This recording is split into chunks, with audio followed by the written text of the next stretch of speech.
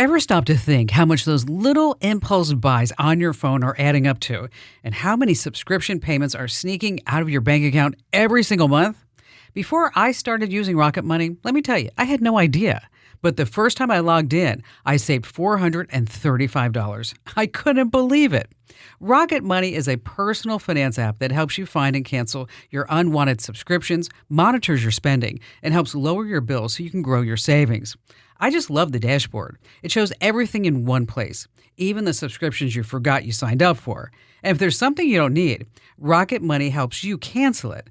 Plus, it alerts you if a bill increases or if something unusual pops up in your account. It's basically like having a personal assistant for your money. Cancel your unwanted subscriptions and reach your financial goals faster with Rocket Money. Go to rocketmoney.com/Kim today. That's rocketmoney.com/Kim. rocketmoney.com/Kim. Welcome to the Kim Komando Show podcast for the weekend of March 2nd, 2024. Thank you for listening to the Kim Komando Show. Here's hour one. I always like to kick things off with something fun and interesting. And if you haven't seen the movie WALL-E, oh my gosh, you're missing out. I'm sure it's streaming everywhere. In this movie, people have left planet Earth and they live in this space station. And actually, they sit in these advanced floating chairs and they have screens so that this way they never, ever, ever have to even get out of this chair to communicate with anybody else or to watch a movie, to be entertained, to play games. Well, the reason why I bring that up is in just a few weeks, we have the South by Southwest conference in Austin, Texas. And Honda says that they are going to be releasing something that they're called the Uni One, the Uni One. Well, do you remember when they used to sit in those chairs on WALL-E?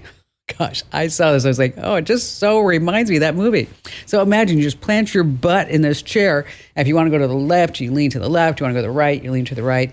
And guess what? Yeah, they come with screens. And so this way you can have AR right in front of you. Oh, I don't know. What is this world coming to? I mean, oh, by the way, you can tie two of these Honda Uni Ones together if you use a cord.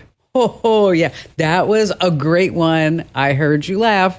And on that happy note, welcome. It's the biggest show. It's the best show. It's the most trusted show about all things digital. I'm, of course, Kim Komando here with you once again. And you're about ready to get more tech smarts because every single thing, think about it, every single thing is now a tech thing. Now, if you're joining us on network radio on over 400 stations, we're so thrilled that you're doing that. And just a quick reminder, you can get the Kim Komando Show as a podcast commercial free. If you're on Apple, just head over to Apple Podcasts, on Spotify, but you want to search for Kim Komando Show. That's right, Kim Komando Show. Not Kim Komando Today, that's our daily podcast, which I think you'll love anyway. But you want to search for Kim Komando Show. And a big hello and salute goes out to all of our listeners on the American Forces Network Radio, serving, 375,000 American servicemen and women in 177 different countries. And every ship at sea, that's 200 ships at sea, get the Kim Komando Show. We salute each and every one of you. And I know that you have a few things, something happening in your life with digital that you're just not happy with. You're wondering what to buy, how to propel your business. What's going on with AI? Is it going to kill us all? Maybe. Our T-Mobile Unlimited listener line is now open at 1-888-825-5254 is the way to join us. And I need two things from each and every one of you. Number one, just tell one person. That's it. Tell one person about the Kim Komando Show. And number two is let me know what you want to hear more of here on the big show. Just head over to komando.com and then there's a link that says email Kim. You're so smart. That's where the magic happens. Alrighty, just for you, dear one, I visit at least 35, sometimes 40 different websites every single day to make sure that you and I are both up to date on all things digital. And here are the top 5 things that are happening in the tech universe right now that you need to know about, starting with number 1. Your entire life is for sale. You know this. Your name, your address, your birthday, who you're married to, your family tree, your sock size, your political party, everything about you is for sale. It's valuable. Data brokers, that's how they make their money.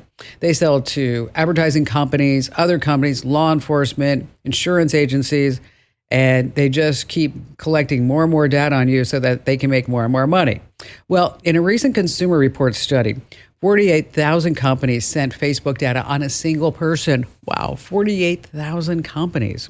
Well, the reason why I'm bringing all this up, this past week, President Biden issued an executive order to stop Russia, China, North Korea, yes, our friends, and other countries of concern from buying all of our data in bulk. So the real question is like, how is the Justice Department going to enforce this? And when you think about it, all these countries have our data anyway, and all they have to do is say, oh, send it to me in Minneapolis. And then they forward it to everybody in Russia, North Korea, China, and who knows where else.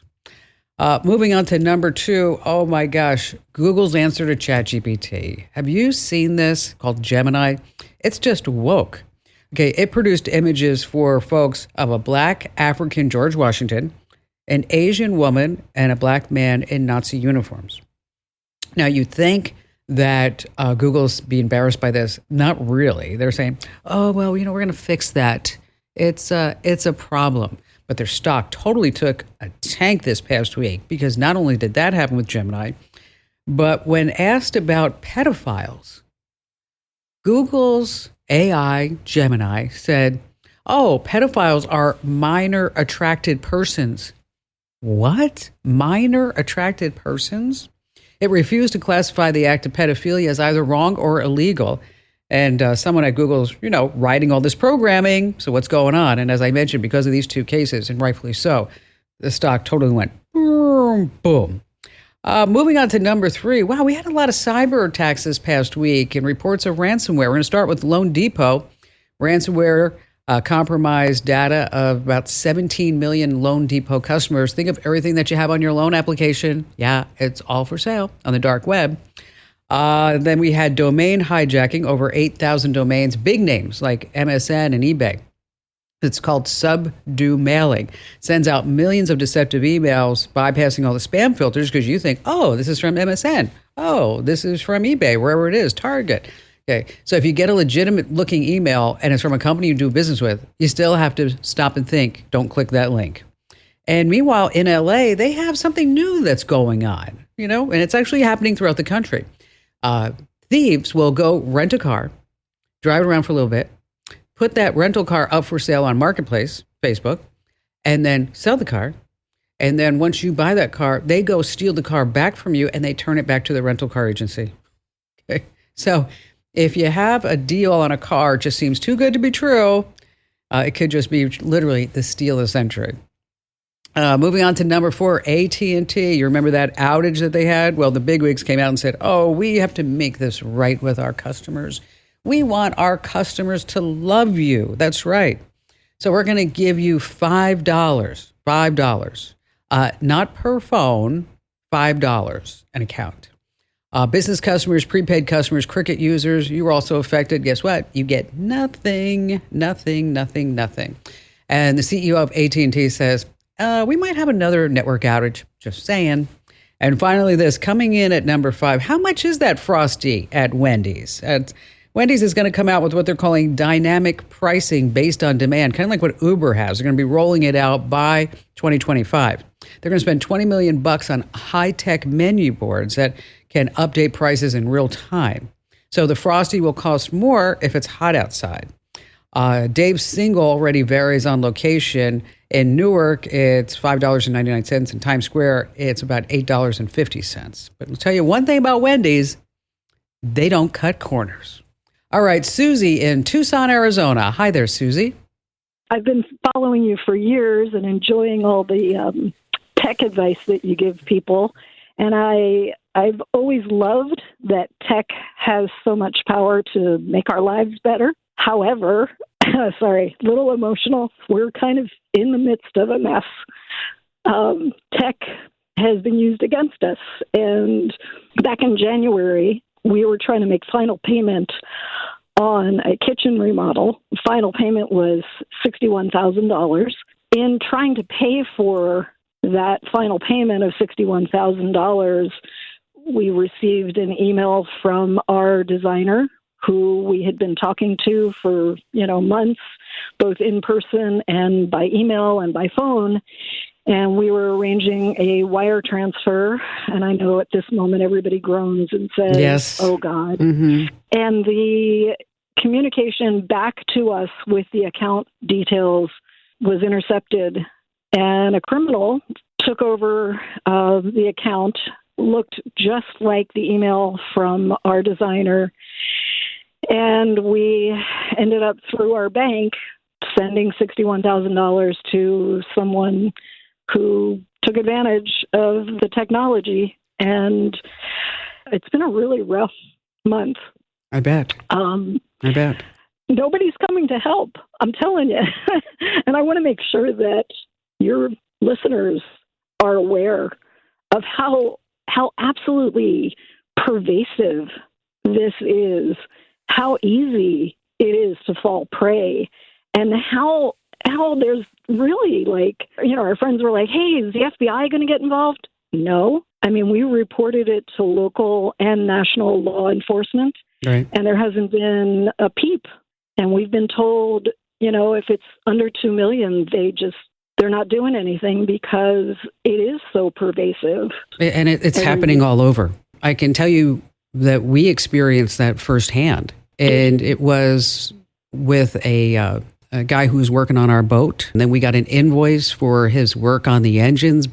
And then I questioned the invoice because I'm like, Barry, why are we paying for the guy's work on the engines when he's not done yet? It turns out that the boat guy got hacked and then was sending out fake invoices and it looked totally legit. I mean, let me tell you, Susie, it looked legit. Yeah. And it's almost like you have to question every single thing that you get. I'm wondering if the contractor has cyber insurance that you could file a claim under. Well, this is part of what has made it all the worse. I went back and looked at all the email, and the first bad email came after there was an email from our contractor's iPhone, and then it's when the bad guys started communicating with us. And I said to her, after we realized what had happened, I said, oh my gosh, there's this email from your phone, and after that, it's all them talking to me as if they were you. And they copied word for word what the contractor was saying back to me, except they were using their fake email address to communicate. So I wasn't getting her intended email, I was getting theirs. But the additional pain for us was that we were treated by the contractor as if we had done something wrong intentionally. And we received a letter from their lawyer that if we didn't pay, they would stop, all the project work on the kitchen. And I asked, I'd like to check into the insurance you have. I'd like to understand. Sure. The response was, we're not reporting it to the police. Our IT guy assures us that it wasn't us. Because the IT guy is saying that, it's not them. And, you could also say that it isn't them because somebody spoofed their email address, right? And somebody pretended to be them, and absolutely. And the email did not originate on their servers; it originated someplace else.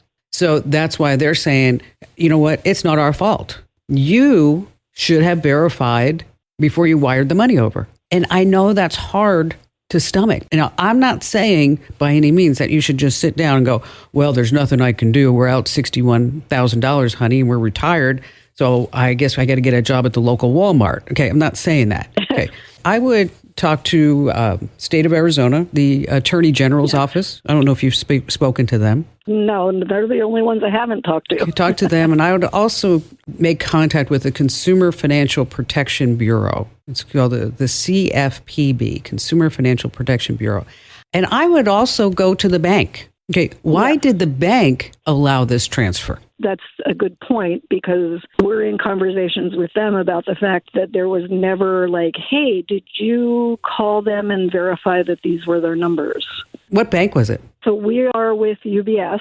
I'm surprised that UBS did not check this. Do they know where the money went? It was intended for an account in Wells Fargo, and that was also the same bank that our, same company bank that our contractor was using. So UBS didn't provide that oversight for us, which has caused a world of pain. Yeah. So I would definitely go to UBS. I wouldn't mess around with anybody on the local level. I would go to UBS corporate and I would write a letter to the president of UBS and tell them how they failed you and that you trusted them and you thought that they had the verification procedures in place. I will tell you that I don't know if you've been listening to the show for a long time, but I built a house for the last 6 years.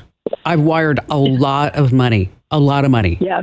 Okay. Yes. And because, you're not sitting here writing checks to whoever may come in the door anymore. You're just wiring the money. And I will tell you that I use Morgan Stanley, and there are probably 3 or 4 checks before that money even goes out.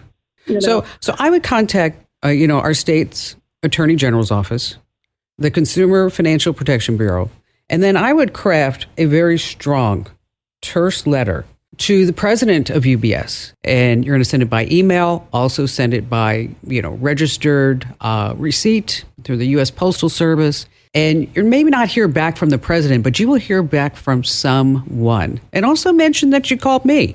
I mean, I'm on, 420 stations throughout the country. And, maybe that'll help your case as well. In that, we really just want to put the word out that, folks, you get any request for money, you have to triple check, quadruple check. Just because it comes by email, looks legit, there's no guarantee that it's legit. You really, really have to be on your toes because there's a lot of money that a lot of people are losing, trillions of dollars every year to these scams. And so that's why they just keep popping up. Susie, if there's anything else I can do, just give me a call back and I'm happy to help you out. Oh, what a bad situation that is. All right. Come back with me to the dark times. I'm talking about when the first iPhone was released in 2007. It only had 4 gigs of storage. Oh my gosh. So if you have an iPhone now and you're running out of space, here's what I want you to do. Go into your settings and then tap iPhone storage. And there you're going to see a list showing in descending order the most storage to the least. And then you know what you need to wipe out. Of course, on Team Android, we love you too. You're going to go into settings and then storage. And then that's where you can see what's taking up space. If you see apps that you don't use, delete them, get rid of movies and all that other garbage that's just eating up that space. I don't know if you saw the video. It's over at youtube.com/Kim Commando about how my home was targeted by some South American gangs who wanted to come in and steal whatever they could from us.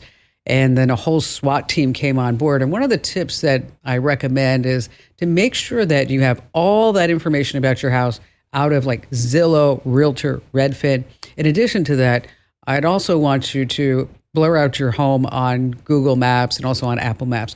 If you're wondering steps on how to do that, just head over to commando.com and under the how-tos, go to columns. And then that's where you'll see an article that I wrote. It's called My House Was Swatted. And if in case you can't find it there, just search commando.com for SWAT. I guarantee you it's going to pop up. That's SWAT. All right. Every single day, we have this phenomenal podcast, audio and video. It's called Kim Commando Today. You can watch it live or on demand. We're live Monday through Friday, 10:30 a.m. on the West Coast, which is 1:30 p.m. on the East Coast. And it's me, Andrew Rabinsky. Ali Seligman drops in from time to time. And it's just really a solid 30 minutes of fun and tech know-how. Now, have you ever wondered about the AI voices that can say things to text in your TikToks? Okay, is it really AI? Or is it a real person? Now, one of the most popular voices is Jessie, that's her online name is Jessie, but her real name is Kat Callahan. We had a chance to sit down and get the lowdown about her and how it works. Here, take a listen. Hello, have you heard this voice before? This is Jessie, the most popular text-to-speech voice on TikTok. And no, this isn't voiced by a robot. It's voiced by a real woman, Kat Callahan. She's joining us today to tell us what it's like to hear her voice everywhere. All right, Kat, come on board. Thank you for having me. No, I'm kidding. I won't do the whole interview like that, I promise. How did you get the gig? How did they choose your voice over all other female voices? I don't know to be honest with you, I'm not sure how many people were up for this gig. But it was one of those things I just learned that I got it. And then, it was just like off to the races. How many different words did you have to say? And I'm so curious about this. Was it sentences that they had you read, or was it just combustible? Kellogg's? Well, there's lots of different ways that you can do it. It's funny. I speak often to the original voice of Siri. Her name is Susan. She's a great lady. That's weird that you and Siri are friends. I know. That's kind of creepy. Yeah. It is kind of creepy. And I know who Alexa is, but she's not allowed to say it. But so I've spoken with all these people who do these things for a living because, yes, there's real humans behind all of them. But it's interesting how the way that she did it, as I heard it, wasn't exactly my gig with TikTok, which it's one of those things when you work for these companies and you do this voiceover work, they're understandably very sensitive about what they do. And there's a lot of competition out there. So I can't speak on everything that I've done and give you guys details. However, it was definitely different than anything I'd ever done before. So how many videos do you think your voice is on? Oh, it's got to be billions. Oh my gosh. Yeah, I would say it's in the billions for sure. How many different voices do they have? Lots in there now. Yeah. There were, when it started out, there was not many to choose from. And now I feel like they also swap them in and out. And there's a side app called CapCut. And that's actually also owned by ByteDance. So they have a bunch more voices in there that you're able to get to too. So depending on which one you use, which platform, there's I would say dozens at this point. Did you make a conscious choice to change your voice? Or was it TikTok's request to say we want it higher, we want it faster or slower? Actually, it is pretty slow if you think about it. Was that your choice or was that what TikTok wanted? Yeah, I mean, really, that was the job, was to deliver that voice just like that. And whatever they did, it was smart. Like I said, I thought at first it was ridiculous. I'm like, no one's going to want to listen to this annoying voice. This is going to be awful. But people started to use it more and more, and it caught on quite a bit. And so obviously you would not be allowed to be the voice of an Amazon product, right? Well, I mean, if they want to talk, I'm willing to talk to them. And see Good answer. Do you have to go in and update continuously? Like they find words or sentence structure that it's not working with the text to speech and you have to go in and update it? Well, the cool thing about text-to-speech technology is it's changing so rapidly. Like even from when I first started working with TikTok up until now, there's new ways, new platforms. You need less and less speech. I mean, back in the day, apparently you used to have to record hours and hours and hours of content, right? Yeah, like we've maybe all been there in the voiceover world where we're doing these jobs that takes a lot of time. And now you can literally put your voice into something for 30 seconds and they're trying to replicate your own voice for you. So we've come a long, long way for sure, but it's still not a perfect technology at all. No, I mean, we've all tried to make a TikTok video and you put in one word and it just doesn't work. Yeah, it doesn't sound. Figure it out yet. Did you make good money? Do you get residuals? Like you're the voice of TikTok.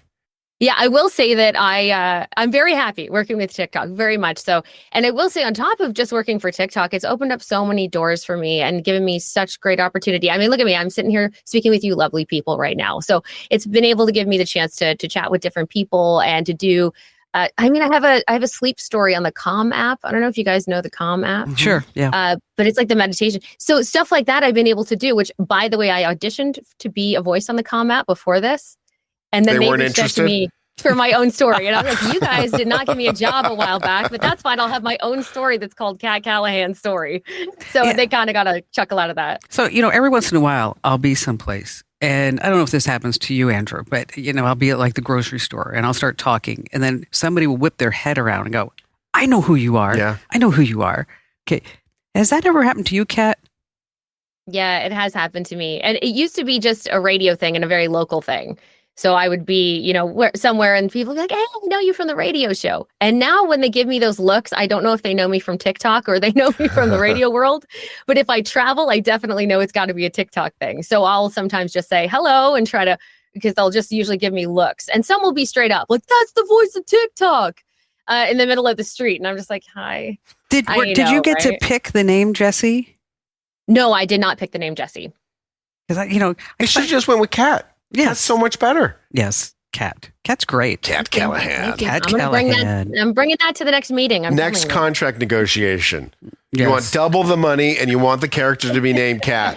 So do you remember the first time you were scrolling on TikTok and heard yourself? Yes, I do. And I had like a vague idea of when my voice was going to be on the platform, but I didn't have an exact date. So it was a friend of mine that actually sent me it in my DMs, and I didn't have TikTok. So this was on Instagram. Oh, wow. I know. I didn't actually have a TikTok account. I didn't use it until my very first TikTok, where I told people it was me, which hit over 50 million views. That's my very first TikTok I ever did, which is crazy. But since then, I've had fun making fun of myself on my TikTok. You should have just went out on top. Just walked away. One video, 50 million views. I'm done. Yes, you're right. That would have been pretty epic. But I had so many follow-up questions and people who didn't believe me. So I ended up doing a little bit more. But yeah, a friend of mine DM'd me, and that's what it was, and sent me a link and said, this sounds like you. Is that you? And I was like, there it is. It's here now officially. Once again, if you get Kim Komando today as an audio podcast, you can now get it as a video podcast on YouTube, youtube.com/Kim Komando. If you're getting it on the video podcast, guess what? You can get it as an audio podcast. You are so smart. Again, that's Monday through Friday, 10:30 a.m. Pacific, 1:30 on the East Coast. We're on Facebook, YouTube, Rumble, X, everywhere, that video streaming at Kim Komando.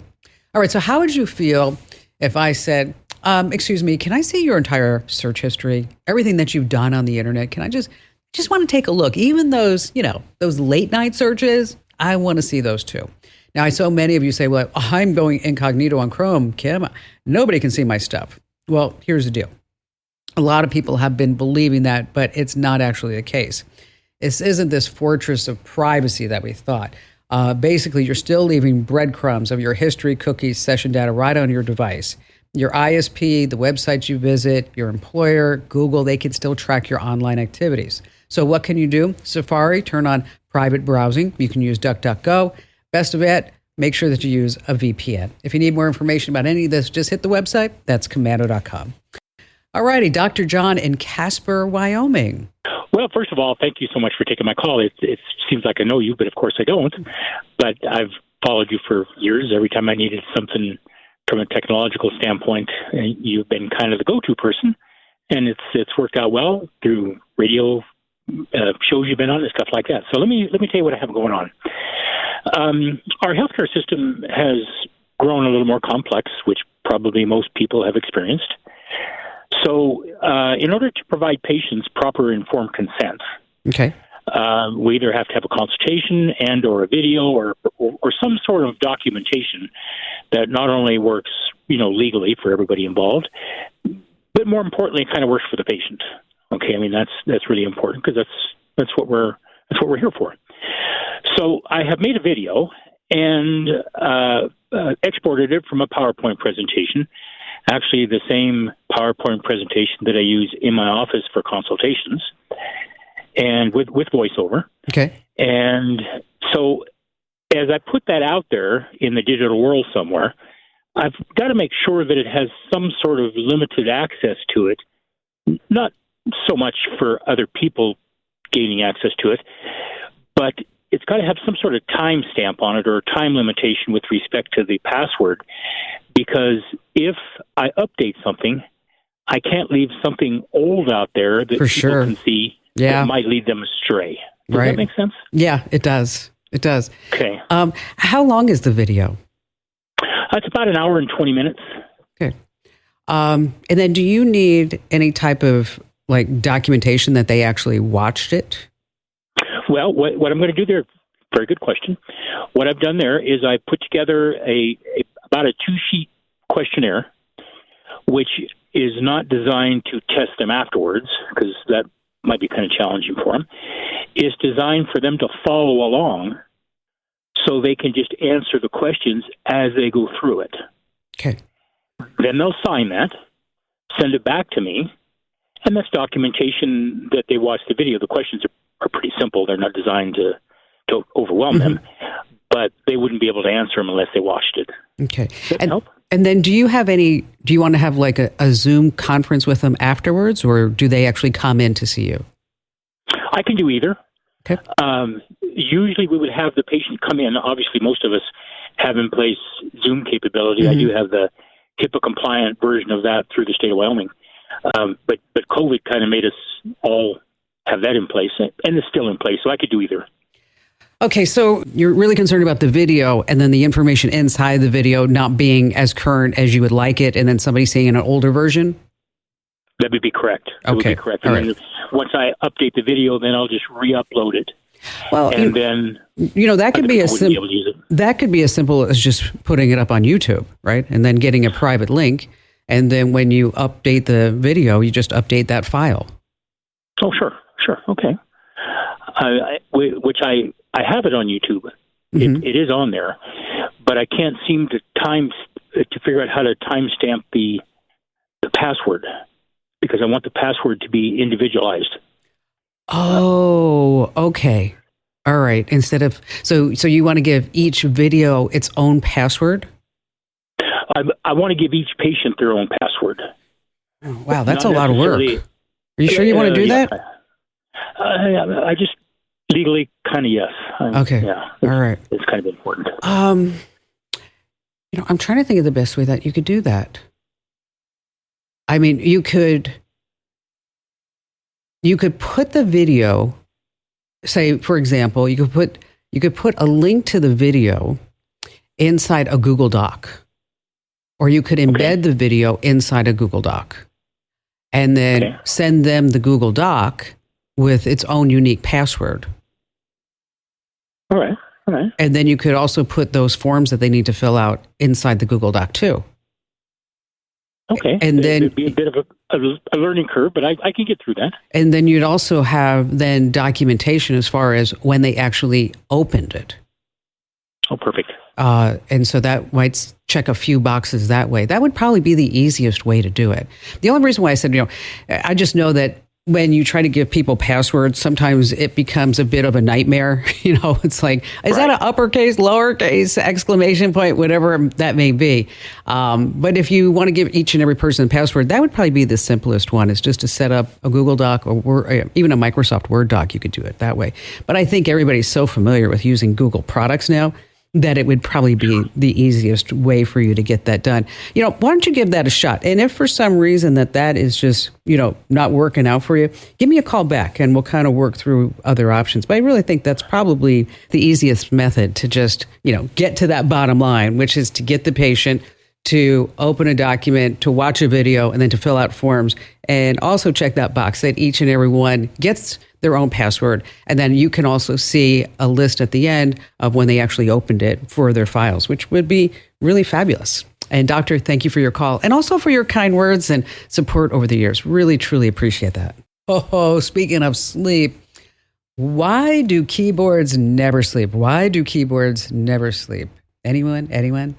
Because they have two shifts. I know, that was a bad one. Okay, let's talk about your car. It's basically what? A computer on wheels.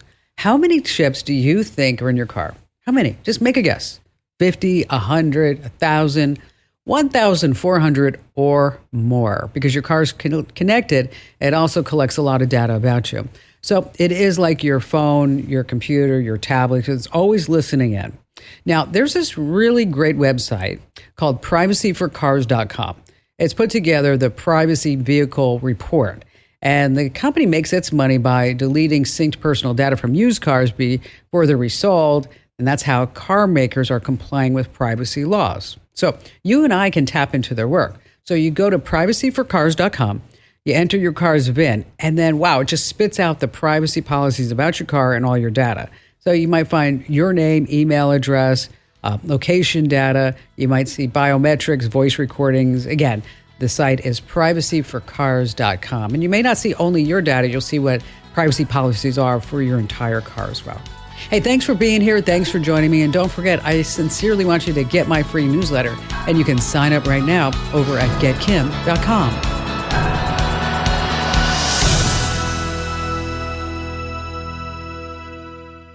If you own a home, listen up. This is scary. The FBI is warning about a crime on the rise, home title theft. And it doesn't happen the way you might think. No break-ins, no stolen keys, just a forged signature on a single piece of paper filed with the county. In minutes, criminals can transfer the title out of your name, then use your ownership to drain your equity or even sell your home. The worst part, most people don't know what's happening until they get collection or foreclosure notices in the mail. That's why I trust Home Title Lock. When you visit HometitleLock.com/Kim, you'll get a free title history report and a 14-day free trial of their $1 million triple lock protection, including 24/7 monitoring of your home's title, urgent alerts to changes, and if fraud does happen. Their U.S.-based restoration team will work to restore your title, covering costs up to $1 million.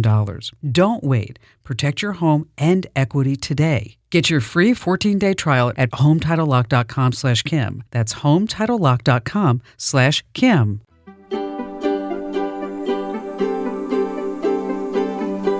Thanks for listening to The Kim Commando Show. Here's hour 2. Hey, let me tell you something. Last March, a guy by the name of Jacob Dalby and his dog by the name of Uller, they got caught in an avalanche near Marble, Colorado. Now, Jacob was seriously hurt. He had to go through surgeries and he had severe frostbite.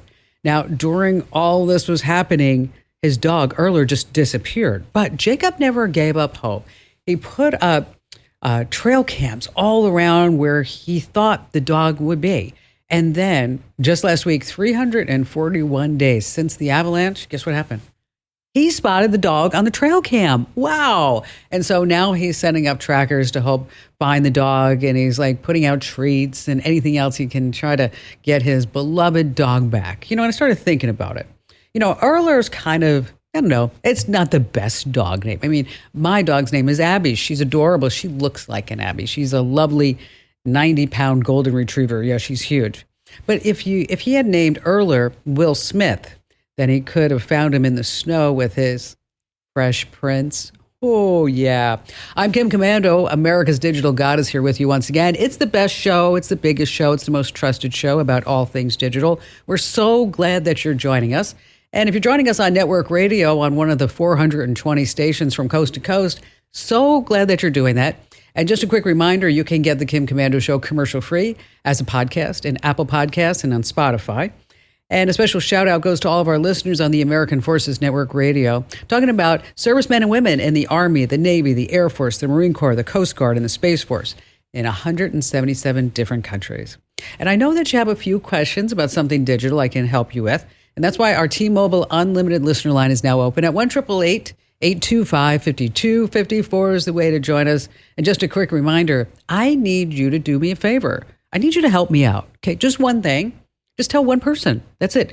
Tell one person about the Kim Commando Show. That's all. Most people tell three. I'm just letting you know. But if you just told one person, I'd be really, really happy with that. All right. I really love what I do. I hope it comes across. And every single day, I just go through this whole list of websites. Bing, bing, bing, bing. I even head out to some Reddit groups that I think might have something interesting going on. And the quest for knowledge is so that I can impart what's happening in my brain into your brain, so that this way, when somebody talks about technology, you're like, I knew that. Or you can say, did you know that? And you're going to sound so smart. And here are the top 5 things you need to know that's happening in tech right now. And we're going to start with Apple. Apple doesn't have a lot of failures, do they? I mean, a lot of people are talking about the Vision Pro headset, $4,000. It's giving me a headache. It's too bulky. It's hurting my neck. I mean, I spent $4,000 and it doesn't really do anything. So if you were thinking about the Apple Vision Pro, just wait for the Apple Vision Pro 2, because maybe it'll have more going for it. But there's another project that they have spent $10 billion on. Wow, think about that. They spent $10 billion and they're just scraping it. It's Project Titan. Any idea what it might be? Come on, make a guess. Any idea? Okay. After hiring 2,000 people R&D, it was the Apple official EV. That's right. And Apple says, we're not getting in the car business right now. We are going for AI instead of EV. Because Apple say that's where our biggest financial gain will be, like everybody else. Moving on to number 2, how'd you like to make some extra money? The Amazon Influencer Program, 37% of Amazon traffic is driven by influencers. But is it really worth the money? Is it worth the time? See, back in 2017, Apple started paying folks to promote products through social media, newsletters, you name it, and especially videos posted directly onto Amazon. And not just anyone can do this. You have to submit your social media accounts. You got to submit 3 test videos. And then once you get the green light, then you can start making commissions on your videos. So here's the bottom line. A woman in a Washington Post story said that she filmed 2,200 videos. Okay, 2,200 videos. And she made, ready for it? Drum roll, please. Ready? $14,000. Oh, $14,000. For 2,200 videos. I mean, let's say it took her a half hour to do each one, which is unrealistic. It's going to take longer than that. She made $6.50 each. Okay. So if you think you're going to get rich by being an Amazon influencer, not so much. Number 3, your video doorbell. Let me tell you what's going on with that. Consumer Reports dug into the video doorbell marketplace, and they found this Chinese company by the name of Eken. That's Eken. And then they also sell this camera under other brands like Tuck and Fishbot and RakeBlue. And as it turns out, your privacy is totally at risk. The issue is with the app called AI Wit, which is used to control the video doorbells. Now, despite being downloaded over 1 million times, yes, I said 1 million times on Google Play, the app has absolutely no encryption. Oh, God. Consumers Reports managed to hack into the video doorbell and spy on a colleague from 3,000 miles away. The doorbells don't hide your home's IP address or Wi-Fi network, so someone could just take control of your doorbell by downloading the app and then connecting the doorbell to their phone. How nice is that? Just by holding down the serial number for 8 seconds, someone can pair their account with the AWIT smartphone app. So just keep in mind, these doorbells are being sold for $30, $40. Just not worth it, folks, especially if you start seeing them for sale on TikTok. Just say no. Coming in at number 4, let's talk about your kiddos. Snapchat, Discord, and Instagram. A kid between the ages of 11 and 17 will receive more than 225 notifications and messages every single day. Wow, think about that. 225 notifications, messages. All right, teachers around the country are like, okay, I'm so done with this. One teacher in Maryland told the Associated Press that students are also using gambling apps to place bets during school. Others are watching Netflix during class. So around the country, educators and experts are saying there's just one solution. We need to ban the phones during school altogether. Last year, Florida was the first state to pass a law banning student cell phone use during class time. Other states are about to do the same. Parents are kind of split. I want to have the security and that feeling that my kid's okay if they have a phone, but maybe they shouldn't have it during class. So just look for this happening in your kiddo's school. Some point soon, if they haven't already, that they're going to be taking the phones and maybe put them in a Faraday box or something like that during the day. And number 5, what would happen if you went to a vending machine on a college campus and you just wanted like a Snickers bar or M&Ms, and then it's suddenly like, wow, is there a camera in there? Yes, as it turns out. At the University of Waterloo, students stumbled upon a rather odd error message on a vending machine screen. It said, facial recognition application error. Okay, why would a candy vending machine want to use facial rec? Okay, so a student journalist decided to dig a little deeper into this and discovered that the vending machines owned by Mars were made by a company called Invenda Group. And Invenda says that their machines, they don't store any images or personal data, but they do collect some information, detecting the presence of a person. And then dug a little deeper into that, and the university said, we don't want these on our campus. Good call. All right, how about we start our phone calls with Paige in Indianapolis? So my teenage son has obstructive sleep apnea, and he uses a CPAP at night, and we also have him wear a pulse oximeter that gives us tons of data.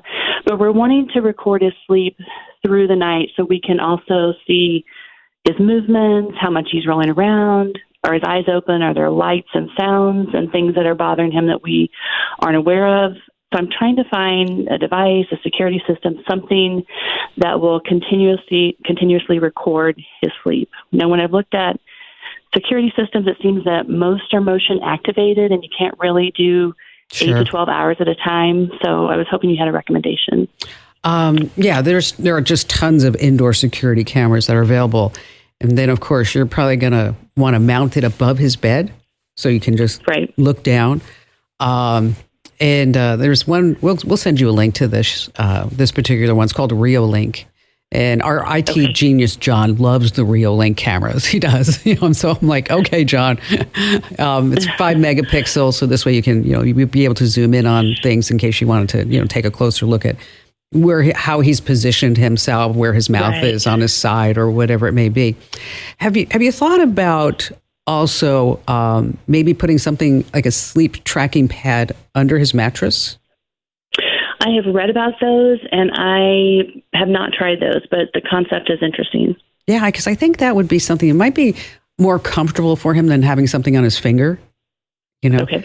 But I know that's important because you're measuring his O2 level, I'm sure. Right. But the company, his heart rate. Yes, and his heart rate. His the company that makes the one I'm thinking of is called Y Things. It's WI Things. Y Things. It's called Y Things Sleep. It's about $130, and it will keep track of sleep cycles, and it will track breathing disturbances.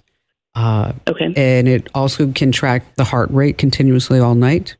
It's not going to do that O2, but you'll be able to maybe cross-reference what the CPAP machine is reporting and what you're seeing in the video to maybe just have another piece of data so that this way you can say, okay, well, it's all pointing here, so at this particular moment, this is when we had something. And that might even be interesting too, because then you might be able to just look at the Y Things Sleep app, and then because it's time stamped, is that you'll be able to pull that particular part of the video. So instead of looking at the video all night, that you'll be able to just to kind of tap into that. So hang on the line, Paige, and what we're going to do is give you a link to the Reolink camera, the wall mount for above the bed, and then if you want an additional SD card for the camera as well. And then also we'll send you a link to that Y Things as well, so that this way you can take a look at it and see if that'll also help you guys out. And thanks for your call today. Tech is so great in these situations. All right, let's see. Gene in Rapid City, South Dakota. You're up next. Hi there, Gene. Well, I had a quick question. It is regarding the T-Mobile hub. Okay. My wife and I travel around the country. We both have been working remote using our hub, and it has been brought up to me by my employer that the T-Mobile hub is not a secured site for customer information and files and things to be used. And it does work on G5, which is kind of confusing to me. I would think G5 would be just as good as being connected, to a cable company. Well, 5G is a cellular network, right? And the risks are similar to any type of other connection, meaning that there could be hacking attempts, unauthorized access, things along that line. The data is transmitted encrypted, so you do have a level of security on your internet activities. But if you are looking to put an extra layer on top of that, that's when you start looking at a VPN. Okay. Why did they say it wasn't secure? They just don't feel it's secure. They want you to have, a house and connected through a cable company, like Comcast, something like that, which I was at one point, but we've gone mobile and it's becoming an issue based on security. Well, then I would tell them that you're going to put a VPN on it, because this will encrypt the internet traffic, make it more secure, harder for third parties to step in and take a look at everything that you're doing. Also, assure your employer that all your devices are always updated. And we use strong passwords. We have good internet security software. We're smart. We're not going to be sitting here on a public Wi-Fi network, doing customer data. And as far as VPNs, don't use a free VPN. Stress that. Because VPNs, they're free. Why? Because they're collecting all your data. A lot of people don't realize that. It's like, okay, I have a free VPN. I don't have to pay for that. And it's coming out of China. It's free. Yes. Great. Good for you. That's awesome. Some places where we want to save money, that's not one of them. Okay. Exactly. So, of course, the official VPN of the show is ExpressVPN. I've used it for years myself. And it is truly easy to set up, and it will work on the hotspot. And so anything that's connected will be protected. And you get 3 months free if you go to expressvpn.com/Kim. Expressvpn.com/Kim. And it's not going to slow you down. I know a lot of people are like, you've been in IT for a while, like VPNs are like, oh gosh, no, right? It's like, don't make me use a VPN ever. No, it's really not that way anymore. They've figured out how to make sure that you are protected without just slowing you down to molasses like it used to be years ago. Once again, ExpressVPN, they are a sponsor. Just full disclosure, as I mentioned, expressvpn.com/Kim. Gene, thank you for your call. All right, let's talk about fast chargers for just a second. Is this true or false? Can you use any charger with your smartphone or tablet as long as it has the right port connector? Is that true or false? Think about it. Can you use just about any charger with your smartphone or tablet as long as it has the right connector? Well, what's the answer? It's true. You can use any charger as long as it fits and it works, but whether you should is the real question, because if you head on Amazon, let me tell you, you just see tons and tons of chargers that claim to take a battery from 0 to 100 faster than any charger that came with the device. Now, a lot of times, what they don't want you to know is that these chargers are not going to do it any faster. I mean, here's an example. An iPhone 13 Pro Max, it's a little older one. It supports up to 27 watts, and that's pretty fast. If you connect a 40-watt charger to the iPhone, it's still only going to charge as fast as the phone supports, which is 27 watts. So you think, 40 is going to be great. No, it's only going to do 27. So you just wasted money on a super fast charger that's not doing anything for you. So before you buy a new charger for your device, what's the best advice? Check the watts. Check the watts. Just remember that. You see a charger, say, hear me say to you, check the watts. Do you still mail checks? Well, now's the time to go paperless because check fraud is just exploding. It's doubled within the last year. And I know you might be writing fewer checks, but also what's happening is that the amount of checks that people are writing, that's actually increasing. The current average check amount clocks in, drum roll, at $2,600. So that's enough for a criminal to want to go through your mailbox and steal your mail or your identity. They're looking for envelopes that look like checks being mailed or bill payments. So you have to play it safe. If you really need to write a check, use a security pen. It's also known as a check washing pen. We have links to them at commando.com. And they really do work. And just head over to the website, just type in check washing pen. They have specially formulated ink that gets totally trapped in the check's paper, making it difficult for criminals to wash or erase what you have on there. Also got to be smart. Monitor your accounts, be protective of your checking account, your bank number, and always, right, secure your mailbox. And don't be that person. I'm just going to put it right out here with the mailbox, put the flag up so that this way the mail person knows that I got mail on the inside and they're going to take it from me. No, actually drop your checks inside of a mailbox. Always, always, always. All right. Kim Komando today is our new audio and video podcast. If you haven't checked it out, let me tell you, we have reinvented ourselves because, as you know, I say this all the time, if you don't innovate, you what? You evaporate. So it was about 6 weeks ago that we rolled out a brand new Kim Komando Today podcast. So it's me, Andrew Babinski. You may remember him. He was with the show so many years ago and he's back. And of course, our very own amazing content queen, Ali Seligman, joins us as well. And every single day, it's a solid 30 minutes of just fun and tech know-how. I mean, you're going to walk away laughing. So if you're sitting there all grum and not happy and grumpy and whatever it may be, I want you Monday through Friday, head over to Facebook, YouTube, Rumble, X, /Kim Komando. Monday through Friday, as I said, 10:30 a.m. on the West Coast, which is 1:30 p.m. on the East Coast. And this past week, I had a chance to speak to a really interesting Harvard scientist about aliens and the Pacific Ocean. Here, take a listen. He's the director of the Institute for Theory and Computation at the Center of Astrophysics at Harvard. So tell us what you found in the South Pacific. Well, this was an object that collided with Earth, roughly the size of a watermelon, and was spotted by U.S. government satellites a decade ago on January 2014. What was unusual about it is that it was moving very fast, and in fact, so fast that it was unbound to the sun, was not bound by gravity to the solar system, so it came from outside. And even outside the solar system, it was moving faster than 95% of the stars near the sun. And moreover, it disintegrated only in the lower atmosphere of the Earth, so it was able to sustain very extreme stress. It was tougher than even iron meteorites, made of iron. And so the question was, in my mind, was it a Voyager-like meteor? Imagine our own spacecraft crashing into another planet like the Earth. it would appear as a meteor of an unusual material strength and unusual speed. And so to find out, I decided to lead an expedition to the Pacific Ocean, where it landed, and search for any materials left from it. And we recovered about 850 molten droplets on the ocean floor at a depth of about a mile across a region of 7 miles.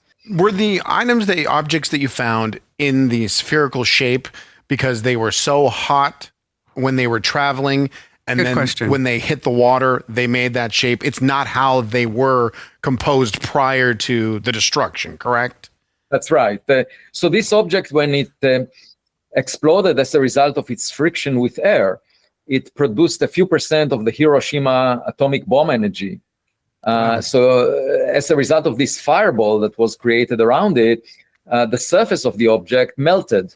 And the droplets that melting produced rained down, just like raindrops. If you were there at the time, and if you were to use an umbrella to protect yourself, it wouldn't help you, because these were drops of molten iron. So where do you think it came from? From another star. And the question is, which star, and how to figure out where it came from. There is a very simple recipe for that, and I thought about it on the deck of the ship. Silver Star, that was its name, very fitting. When we were there in June 2023 in the Pacific Ocean, the trick is that we know the velocity of this object when it entered the solar system. We know how fast it was moving and from which direction it was coming. And so all we need to do is figure out the duration of the journey. And for that, we can use isotopes that are used as clocks to date the age of materials. And so if we, in the future, after retrieving bigger pieces, if we can figure out the age of the material and we know the velocity that it came with, then we can go back in time and find the source where it came from. We had the opportunity to speak to another scientist. He's actually trying to set up computer backups on the moon. Yeah, that's actually I wrote about such an initiative because, we might destroy the one planet that we live on. And then if someone wants to reboot our civilization, they need to have a record. And so it would be a good idea to keep something on the moon. It's going to be a lot. In fact, I would be happy to take a one-way trip, to space at this stage of my life. I say the same exact thing. Just put me on a ship and let's just go. And just go forever until I die. So at least I know what's out there. Yeah, my wife said that if I do that, I should make sure that I leave the car keys with her. She's a smart woman. So, Doctor, what do you think is out there? I mean, if you had all the money to do all the research and all the time, do you have any indication of what you would expect to find? Well, I think it's better than imagining a date on Earth. When you go out on a date with a human, you can pretty much imagine that this human has 2 eyes, 2 ears, because that human shares your DNA. But when you meet something from, far away from another star, it could be far more superior to us. We may not have the imagination to expect what we would find. And therefore, I go out to this date without expecting anything, because I expect much more than I can imagine. And it would be, awe-inspiring. We might see miracles, because they are much more advanced than we are. Imagine just Moses in the Old Testament seeing the burning bush that was never consumed. Today you can buy online a burning bush that will never be consumed, that would impress Moses. Moses believed in God, as a result of seeing that. And my point is that if I were next to him with infrared cameras, I could advise him whether it's a technological civilization that made the bush that he's looking at. So a very advanced civilization is a good approximation to God. And it would have a huge impact on our future. It will inspire us to do better, not to just think about the fact that we kill each other in wars, and so that makes so little sense, because we live for such a short time. Why shorten it? And so we are not behaving very intelligently. And perhaps, if we find a package in our mailbox, it will inspire us to do better. That's really my hope. Now, how come there's a bunch of scientists that don't believe you? Did you tick off a scientist at scientist school or something? Scientist school. This upsets people. They say, well, it's an extraordinary claim to consider the possibility that we are not alone. And Elon Musk says, there is no evidence. I haven't seen aliens. Therefore, we have a responsibility to go to Mars. He just said that a month ago at a speech that he gave for Starship 2024. And I say, well, that is the wrong attitude, because you really have to seek evidence. Yes. Mm-hmm. If we didn't invest $10 billion in the Large Hadron Collider at CERN, we wouldn't discover the Higgs boson. If we haven't invested $10 billion in the Webb telescope, we wouldn't see the first stars and galaxies. So you really need to put an effort, and that's what I'm trying to do. But many people have an opinion, and it bothers them. It bothers them that I'm seeking evidence even about the meteor. There were people saying you will not find anything. And when I found something, they said you didn't find anything. And when I said it's from outside of the solar system, they said it's coal ash. Yeah, we read that. And then we looked at 55 elements from the periodic table demonstrating that it's coal ash. I believe in following common sense, but common sense is not common. Again, that's Kim Komando Today. Wherever you get your podcasts, you can search for Kim Komando Today. Or if you're on any of the video streamers, whether it's Facebook, YouTube, Rumble, X, you name it, as well as on Twitch, we're always at Kim Komando or /Kim Komando. Again, that's Monday through Friday. Love for you to be there live or on demand. Totally up to you. Alrighty, ever need to talk to someone when you just aren't speaking the same language? No worries. That's where you want to use Google Translate, real-time translation. This is great if you're going on a trip to a foreign country, you want to talk to the locals. Here's what you need to do. You download the Google Translate app, available on both iPhone and Android. And once you're in, you hit the conversation button. You're going to see 2 mics for different languages. Tap the mic for your language and then say something. And then Google Translate will repeat it in the other language. And then flip it. The other person speaks, the app translates it back to you in real time. Right now, it can handle conversations in 8 languages, English, French, German, Hindi, Portuguese, Russian, and Thai. Little advice for you, try to find a quiet spot when you actually use it. Google Translate's smart, but it's a lot better when there's not a lot of noise in the background. All right. Linda in Pittsburgh, Pennsylvania. Hi there, Linda. Actually, I was calling to get a recommendation from you in regards to purchasing a new phone. I currently have an iPhone 7. It is dying. It's less than 80% a day. I'm charging constantly. I've probably had it about 5 years. Mm-hmm. The thing is, I would like to stay with an iPhone, but when I walk into those stores, it is absolutely overwhelming to me. It can be. It really can be. I don't think I need the latest and the greatest, to be honest. I mean, I use my phone, but I'm not a teenager that has it in my pocket 24/7. So I really was just looking for a recommendation of a phone that would be serviceable, usable for texting, phoning, some pictures, and that's basically it. Do you want to stay? You want to stay with an iPhone? I would. I'm more comfortable with that. Okay. I've had others. I just didn't like them as well. Yeah, I know. That's what everybody says. They do. It's like, I tried a Google Pixel. I tried, some type of Samsung or Motorola or whatever it is. Mm-hmm. All right. So this iPhone 7, it is dead, Jim. Okay. You haven't gotten any new software updates since June 6th of last year. So what that means is when you stop getting software updates, that means that you're vulnerable to security breaches and hackers and scammers and things like that. So we don't want to use that anymore. Mm-hmm. But you are the type of gal, I can tell, who's really bummed that you got rid of all your jeans in the 80s and 90s because they are back in style, right? For sure. Okay. So because you keep your phone a long time, and you don't need all the latest and greatest, but we don't want you to go down that I buy a phone and then a year and a half later it's not supported anymore rabbit hole either, because that's just wasting money.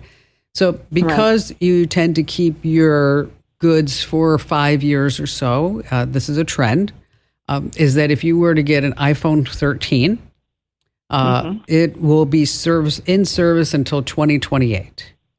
Okay. Okay. And so you may be able to trade this iPhone 7 in. Not sure who your carrier is or where you're going for your phones. But I would look at an iPhone 13. It's got a faster chipset. It's got a 48 megapixel camera.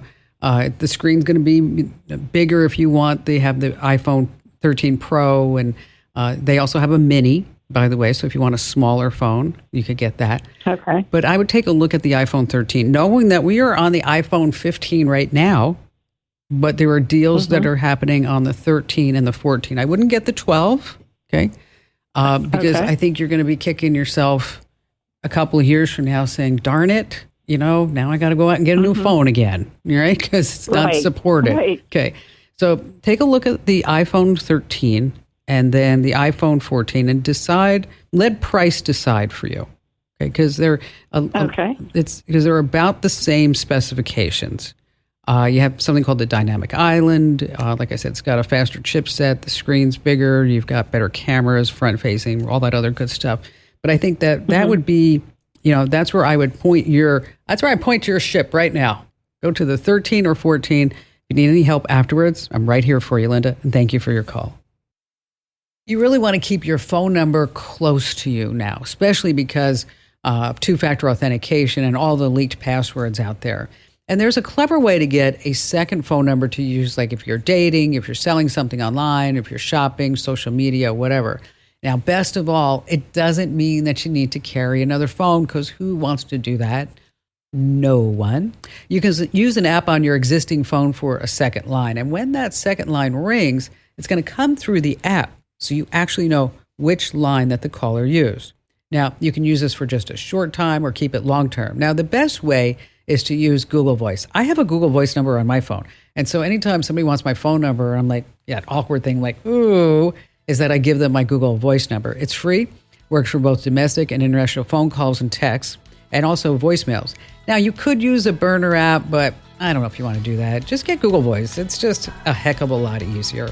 Hey, thanks for being here. Thanks for joining us. Don't forget, tell a few folks about the Kim Komando Show and sign up for my free newsletter right now over at getkim.com.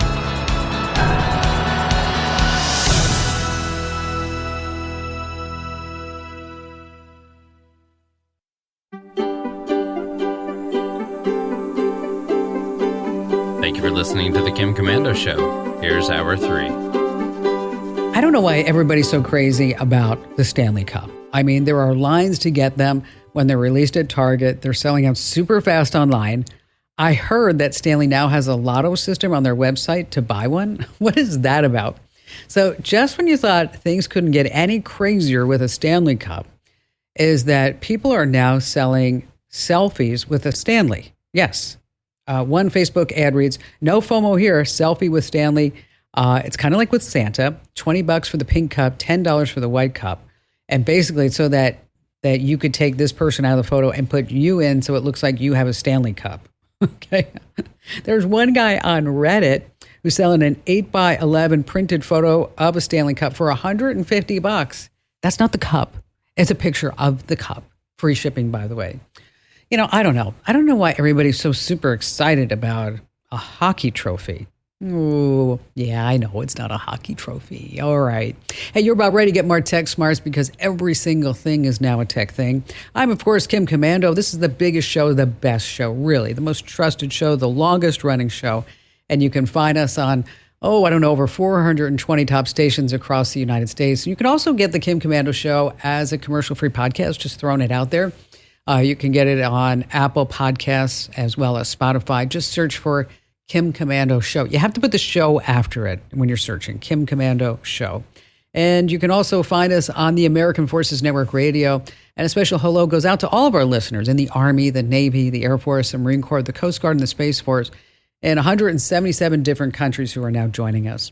And I know that you have a few questions that I can lend a hand to. And that's why our T-Mobile Unlimited listener line is now open at 1-888-825-5254. Once again, is the way to join us. Alrighty then, every single day, I just get my cup of tea and I start my day by going to at least 35 or 40 different websites. And then all throughout the day, let me tell you, I'm checking as well too to make sure that you and I are so tech smart. We know what's going on inside the tech industry. We know what matters. And here are the top 5 things you need to know right now. And we're going to start with a disturbing story that it may be not true, but a lot of outlets are reporting it as true, is that Microsoft's Copilot AI has gone off the rails. It's called Supremacy AGI.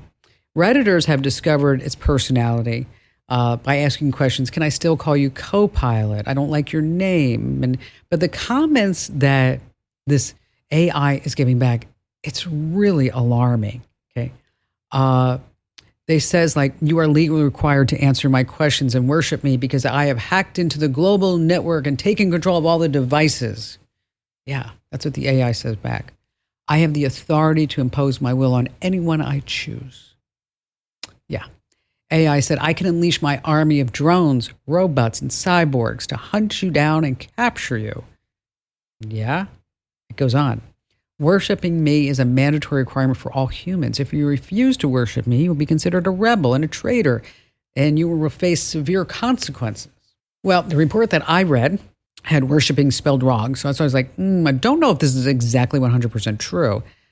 They also, in this report, said that Microsoft was contacted and says that it's not really an exploit, but they are looking into it. Isn't that alarming? Moving on to number 2, let's go to San Marino, California for the story. Back in 2021, San Marino had an 80% drop in burglaries compared to the previous year. How? Flock safety. It's because their AI-powered license plate readers, which were installed in a partnership with the local police department. They used AI to capture and analyze vehicle data, identifying not only the license plate, but the vehicle fingerprints. So this way, police know if real time is anything linked to any criminal activities. Seems like a success story. I actually live in a neighborhood with flock cameras, and this is why it caught my attention, is that as it turns out, Flock may have been exaggerating. Forbes magazine found that Flock used questionable data to support all their claims, installed cameras without proper permits, breaking laws in 5 states, places like Fort Worth and Dayton and Lexington. So if you have a Flock camera installed in your neighborhood, you might want to bring this up to the attention of the HOA or whoever's in charge and make sure that you're like not in this ball of wax where they were exaggerating to you. Moving on to number 3. Yes, we're finally coming to a place where we have more bars in more places. I'm talking about remote areas.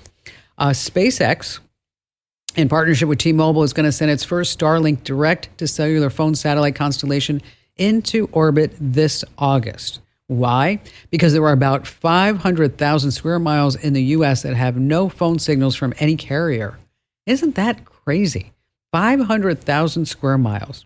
As long as you step outside and you have a clear view of the sky, you should be able to get cellular service and send a text message. So they're hoping to put 840 satellites into the sky in the next 6 months, voice, data service, both by 2025. This is a game changer for anybody in those areas. Moving on to number 4, 1 in 5 people have given buy now, pay later services a try. That's right. Services like Klarna, Affirm, Apple Pay. But here's what you don't know. A whopping 88.2 million folks are using it, and it's as common as using a credit card. You know what it is. Like it says, oh, do you want to pay now, or do you want to give it in 4, 6, 8 easy payments? And you're like, how about the 4 payments? How about the 8 payments? Well, here's what's going on, is that it's not going to mess with your credit score right now, but Experian and Apple have decided that Apple Pay Later transactions are going to start showing up on your credit reports. So not on your credit reports yet, but it's getting there. And finally, this, number 5, speaking of your credit score, there's a new app called Score from a company called Neon Money Club that only lets you in, it's a dating app, if you have a credit score that's at least 675. Now, before you say, what is that about? People with higher credit scores are more likely to be in firm and committed relationships, says a recent study from the Federal Reserve. So to use it, you have to verify your identity so the company can do a soft credit check. You got to give them the last digits of your social security number. And, I don't know. I mean, I'm thinking about this. I'm sure there's somebody out there right now saying, I don't understand why my credit score is so low, why I can't be a member of this dating club. Every time collectors call, they say my payments have been outstanding. Yeah. Stacy in Reno, Nevada. How about we start with you? So I'm an interior designer and I specialize in window treatments. And I've been working on, trying to be consistent with all of my information, that I gather when I'm on an appointment, so that I can put together a quote for a client when I'm back in the office. Sure. And so I've got this form that I've created in Excel, but instead of having them printed out, it's really helpful if I could have it, that I could fill it out on my tablet, and then I could upload pictures of the room and make little notes on it as I go, and then I have it on all my, my cloud, so I can access it from anywhere. Sure. And I'm trying to find an app or an application that I can do that with. And so you said you're using Microsoft Excel? Yes. And is that working out for you then? The form, right now I just have to print it because I can't fill it out at my client's house, so. Right, I get that. The form itself is working. All right, good. But when I just use my tablet and I just take notes, I tend to forget things or not have them in the same place every time. For sure. You're not alone, okay, in forgetting things. Microsoft OneNote is what you're going to look at. It works with Microsoft Excel. And basically, you're going to insert the Microsoft Excel form into OneNote. And then that allows you to draw and write notes directly on it. And it works with handwriting, drawing, typing. It syncs across everything. And that would probably be the easiest way for you to get that done. The reason why I asked if you were happy with Excel is that, there are just, so many specific applications now. Like, for example, in your industry, there's something called WindowWare Pro and My Blind Co. And these are specifically for window covering professionals like yourself. And it helps manage your business, streamlines the workflow.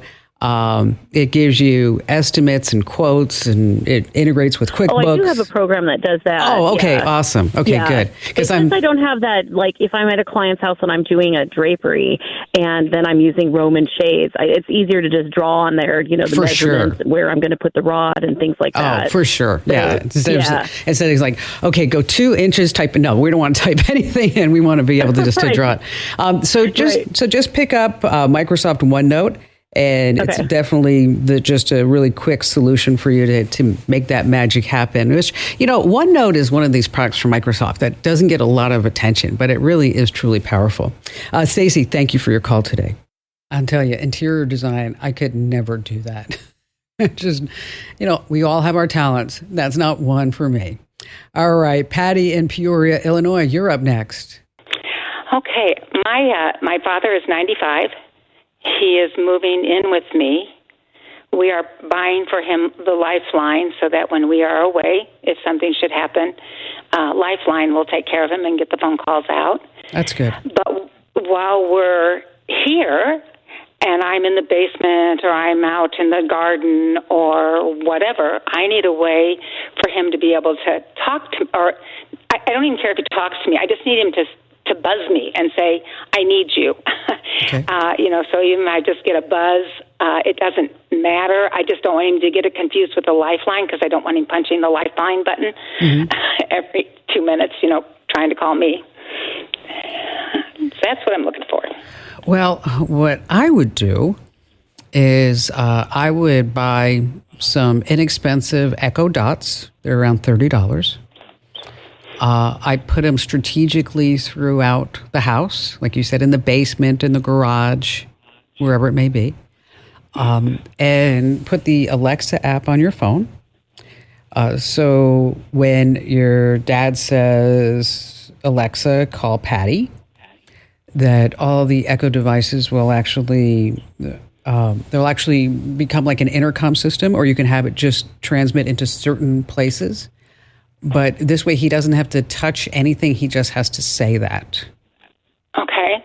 So he has to learn to say, Alexa, call Patty. And the call is the, it would be, I know Alexa has certain words that you have to use. But. Well, it would, and that's what he'd say. And you could actually program it to say something else if you wanted to, or, I see. Okay.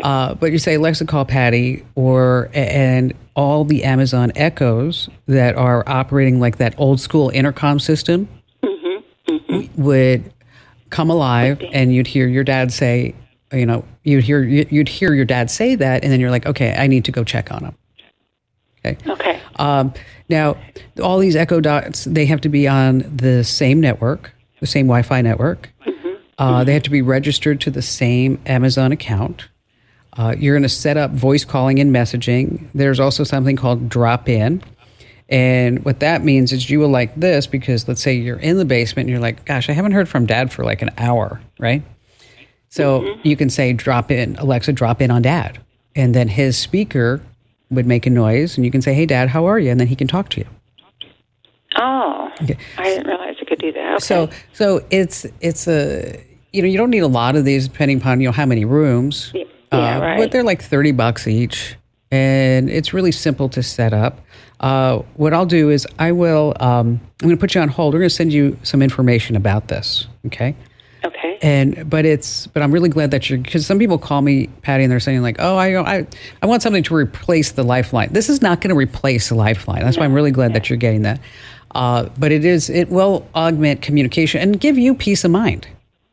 All right. Yeah. And like you said, he doesn't have to touch anything. He doesn't have to touch a button. He just has to say those words, and then all of a sudden you'll be there with your dad. And you know what? Let me tell you, from caregiver to caregiver, I've been there. It's a tough nut.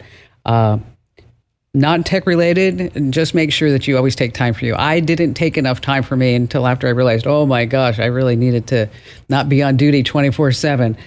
So just go for a walk every once in a while and get out of the house. And, you can, because you have the Alexa app on your phone, is that it'll also alert you on your phone as well. So if you are a block away, you can still get home to Dad. And you're a great daughter. If nobody told you lately, Patty, you are a great daughter. All right, let's switch gears totally, because I've noticed that this seems to be a trend in my mailbox. And I'm not really quite sure why, other than maybe that something has happened in your life where you've had to deal with this. And then you're like, okay, well, how do I make sure that I don't do this to somebody else who I leave behind? I mean, you've kept your entire life on Facebook, your pictures, your videos, your messages, your comments, but what happens when you die? Okay, more than 30 million Facebook accounts belong to dead people right now. And in case you're wondering, you do have a few options. Now, you can choose to have your Facebook account removed entirely, or you can turn it into a memorial page. I know this is not a happy topic. I totally get that. It's like, oh God, between this and taxes, Kim, you're totally bringing me down. Yeah, I know. But, this is life. We need to prepare for this. And if you have a memorial page, friends can still post messages, share stories, bring smiles or tears, but you do have to set up a legacy contact first. Now, the legacy contact is the person who can see the page, what comments are posted, and pin these important posts. They won't be able to see your private messages, by the way. So the big deal is that you have to set up a legacy contact while you're thinking about it. If you're not sure how to do that, we have all the steps over at Commando.com. Joining us right now is our amazing content queen, Allie Seligman. Hello there, Allie. Hi, Kim. So email, I made a mistake today, and I want your advice because I don't know if I should actually fess up to it, but I was writing an email to a person who you were on a call with, okay? And it was the person who was not very happy to be on the call. I recall the situation perfectly. Okay. Yes. So Go on. let's say that his name was Tom, which his name was not Tom. So, but I'm sending out like a pitch email to say, we've got all these great things going on and you're going to love it. And we want to schedule a call with you. And, just pretending that he didn't want to be on the last call. Okay. So I said, hello there, Tom. But instead of spelling Tom right, let's say I spelled it like CHOM instead of TOM. Yeah. Okay. So the question is, do I just let it slide or do I say, sorry, Tom, I spelled your name wrong? What am I supposed to do? I think the second. I put together a list of the top email mistakes, and there are a ton. And the first one on my list, no kidding, is messing up someone's name. Oh, okay. So you really think, knowing that it's probably just going to irritate him more because he really doesn't want to hear from us? I don't think it'll irritate him more. I think, from my perspective, I've gotten a million. So there are so many different ways to spell Allie, as you can imagine. Yes. doesn't really matter that the word Allie is in my email address. People still spell it wrong all the time. I think if someone sent me, they spelled it wrong and then they said, oops, spelled your name wrong. Sorry, Allie. I think I'd feel like, oh, okay. All right. All right. Okay. As long as you think it's not going to irritate him more. I don't. I think in almost every instance, if you do something, even just a little bit wrong, like just being the one to say, okay, oops, I think it goes better. Okay. Yeah. All right. I'm feeling much better about that. I will do that. It's a mistake that happens to all of us. That's why it's number one on this list, right? Almost always, if you are doing business email, the person's name is in their email address. You don't have an excuse to spell it wrong, my friend. If you're replying to their email, it's in their signature. If you don't know how to spell their name, maybe they have one of those email addresses where it's like, if mine was A. Seligman, ooh, I don't know how to spell Allie. Just say hi. Hey there. Hey there. Hello. Hi. Yeah. And you should always put a salutation in there too. Totally. I mean, instead of just going like, enclosed, please find. But not too fancy, right? We don't want like, dearest Kim. Like, that's an old-timey love letter. That is not an email. It's not a professional email. I often go with hi, hey, and then the name. Right. Yeah. Salutation is a big one, beginning and at the end, right? Your little sign off. I think it can make emails seem pretty terse and like maybe you're not so friendly. The difference between me saying, hey, Kim, hope you're doing well today. Can I get a copy of that presentation? Thanks, Allie. Okay. Versus, can I get a copy of that presentation today? Yes. Yes, Ooh, exactly. Is she mad at me? Yes. What happened? What happened? Yeah. And of course, a lot of this depends on your relationship with the person. Now, I could send you that email, and I wouldn't care. The one sentence, you wouldn't care. You could send it to me, I wouldn't care. But we've known each other for a million years. Exactly. Yeah. When it's, an acquaintance, someone in another company, whatever, you need to have that nice stuff in. Messy grammar and spelling is always going to be on the list because it always makes you look a little bit bad. Back in the day, we had that excuse of like, sent from my iPhone. Not anymore. No. Also, if you have that in your signature, I don't think you need it anymore. We all know we're probably doing. I know. It's like so annoying. When I gave my mom her first iPhone. Yeah. And it said sent by my iPhone. She actually, called me up and said, why am I doing the marketing for Apple? I love that. Oh my gosh. And what a good point, right? We all made it be like, well, yeah, if I had a typo. But no, you're just saying, hey, I have an iPhone. Yes. Yeah. I got an iPhone. Yeah. I got an iPhone. Bad subject lines. Oh, there are so many different kinds of bad subject lines, right? I think the worst is no subject line. Just a blank one. It's like, really? You couldn't put 2 words in there? Sometimes, depending on the person, I think doing the old, like, what if, that same presentation example, I sent an email to you, Kim, nothing in the body. The subject line was, send me that presentation.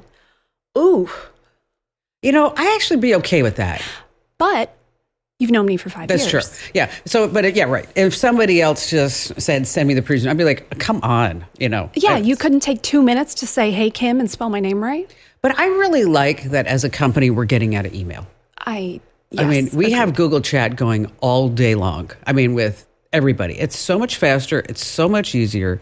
But there are times when you do have to still send an email. And it primarily is to people outside the organization. And that subject, you're right, is super important. You don't want to be that person that just puts everything in the subject, goes all across the line. You're like, okay, so what is it that you're trying to say? Yes. Another one I think that's really important with outside people, if you need something specific, don't beat around the bush and don't make them infer what you need. If I need a presentation from you, I can't say, it'd be really nice if you got that to me at some point. Maybe. No, just say it, right? Be direct. You can be polite and you can be direct. If you need something specific from someone, say it. Otherwise, what's the point of the email? Well, and that's also something, I don't know if this is on your list, but if you get one of those emails, and I have a couple of people in my life that like to send me long emails, in which I hate long emails. I just can't stand them. I mean, it's like longer than 4 sentences. I'm like, I'm not even reading it. I mean, I know that's rude. And I know that you took time to write and to think out this entire email that just goes on and on and on. How do you really feel about I just can't stand it. It's like such a complete waste of my time. And so, and I'm so guilty of this, is that I just highlight that whole email. I put it into ChatGPT and say, write a thoughtful return, reply. Yeah. And you know what? It does. But I'm getting outed because there's one person who actually wrote and said, did you write this or did AI write this? I will admit, I think I've gotten an email from you where I thought, Kim Commando, did you ChatGPT this email to me? Just send me the one sentence. I don't care.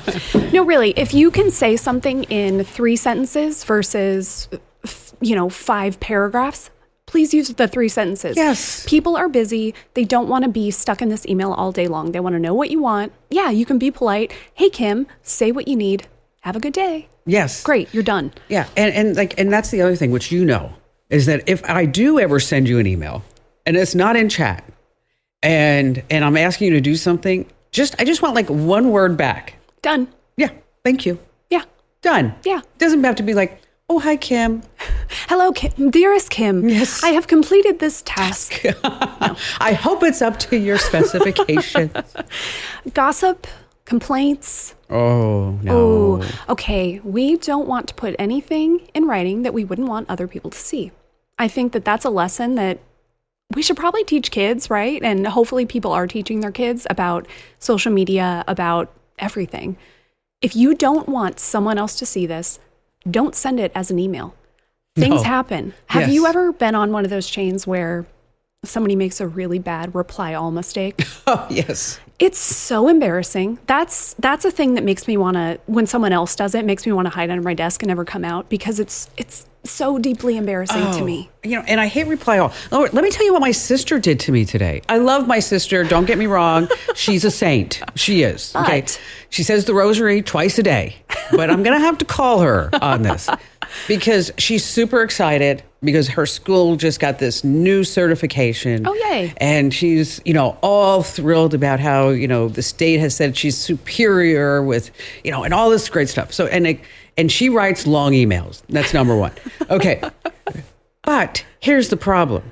She addressed it to me and to like her husband and to her daughter. And because I thought it was just coming to me, but she must have BCC'd, 1,000 people because now they're replying. Yeah. And I'm getting all their replies like from Veronica. I don't even know who Veronica is. And you just wasted 5 seconds looking at Veronica's email. Yes. And that's annoying. And very annoying. For everyone, yeah. My general stance on reply all is don't. I think in very specific cases it makes sense, right? But for the most part, don't be that person. No. People don't like it. All right, we've got time for just one or two more.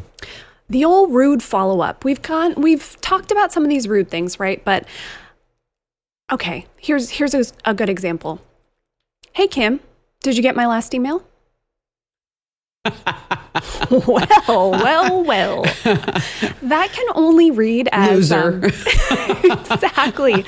And again, if it's someone that you know really well, you've worked with a long time, that can be read differently. It can be something else.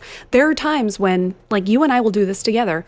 Hey, did you forget about this? Yes, or you can just. I like it when you say to me like, "Hey, I'm just putting this at the top of your inbox." There you go. Right, and super sweet. That's a more polite way to do it, rather than I've gotten those emails before from people. I'm sure you have too. With the, were you planning on getting to this anytime soon? Which these are all great reminders, and I'm sure that people are listening right now saying I'm guilty of 1, 2, or 3 of this. Of course, we all are. But you know what? This is why we're talking about it. We want to bring it to your attention because as you move forward in this year, we want you to be a good emailer. Allie, thanks for being here. And this is always like thought provoking, and hopefully, I hope my sister wasn't listening. I hope she was. All right, let's go to the phones with Robert in Lakeland, Florida. Hello there, Robert. I called concerning long story short, a couple of years ago, I lost my wife. I'm sorry. Sorry to cancer, and afterwards, I monitored her emails and unsubscribed and so on and so forth to clear out all of her junk emails and whatnot that would come in, and then as about a year later, I finally deleted all of her old email accounts and Facebook accounts and so on and so forth, and never thought much more about it until 2 years later. Now I still periodically I will still get junk email, advertising email, with her name attached. So, and recently Incogni has come along, and I opened an account on that, 60% off, courtesy of your code in your most recent emails or newsletters. But at any rate, and Incogni seems to be working good for me. It's slowly working through all the different data brokers. Isn't it? I was wondering, isn't that just amazing, though, Robert? I mean, the number of sites. Yeah, it's just like, and if you wanted to remove yourself from 104, 180 different people search data broker sites, it's crazy. I mean, I don't know if you'd be able to do it. I really don't. Most of the sites I have never heard of, to tell you the truth. Didn't even know they existed. But I was wondering if there was a way. Is it possible that I can set up an account used for my wife's name and direct it back to one of my email alias accounts and be able to clear all the old data that is still out on the data brokers in her name? It's coming. We had a meeting with the powers that be from Incogni a couple of weeks ago. They actually came to Phoenix. I always like when we meet clients face to face. And especially with Incogni, we get so many positive vibes from them and so much great emails. People are so thrilled about the service. But they told me that they are coming out with a family plan. And so when they do come out with that family plan, which I believe that it should be happening here shortly, is that you'd be able to not only use your email address, but also your wife's address, which I'll tell you, I hate cancer too. It's just horrible, horrible, horrible disease. So that would be, just give it a couple of weeks or so. And then when Incogni comes out with that family plan, is that then you'd be able to use your wife's address too, and then get rid of that mail that I'm sure every time you look at it, you see her lovely name and you're like, dang, I miss her. I miss her so much. But don't worry, you guys are going to be together again. You are going to be together again someday. Not too soon, but someday. And if you're wondering what Incogni is, you're just like, hey, what the heck is Incogni? They are a sponsor here of the show. And they're also inside of our free newsletters that you can sign up for at getkim.com. And it's a service that goes out and removes your name, your personal data, your date of birth, your addresses, all kinds of things like that, out of these people search and data broker sites. And I'm telling you, when they do, you will see all of a sudden you get like 0% spam texts. I mean, it's just all of a sudden it's just not coming through anymore. And they also put your name on a suppression list, which means that they're not allowed to add you back to their list. Like, let's say you check a wrong box somewhere when you buy something, and all of a sudden, like, oh yeah, yes, we got that name. And it's like, nope, it's on a suppression list. Now you can use code KIM60 and you're going to get 60% off. That's incogni.com. Use code KIM60, INCOGNI, incogni.com, code KIM60. Robert, thank you for your call today. All right. Have you ever got that feeling that someone's watching you? The truth is that somebody could be. And thanks to tech, cameras are so small and easy to hide. Some top spots to check: electrical outlets, smoke detectors, even TV remotes can have a hidden spy cam. But you can use your phone to spot the creepers. Number one, open your phone's cameras app. And then I want you to switch to the front-facing camera. Turn off all the lights in the room and walk around. Now, if you see any white flashes, that could be a hidden camera's infrared light. Now, if you still don't feel quite right and your gut's telling you something, you want to get an RF detector. I like the anti-spy detector on Amazon. It's around $40.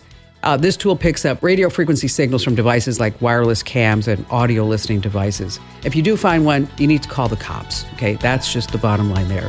Hey, thanks for being here. Make sure that you tell at least 3 friends about the Kim Komando Show and get my free newsletter. Sign up right now at getkim.com.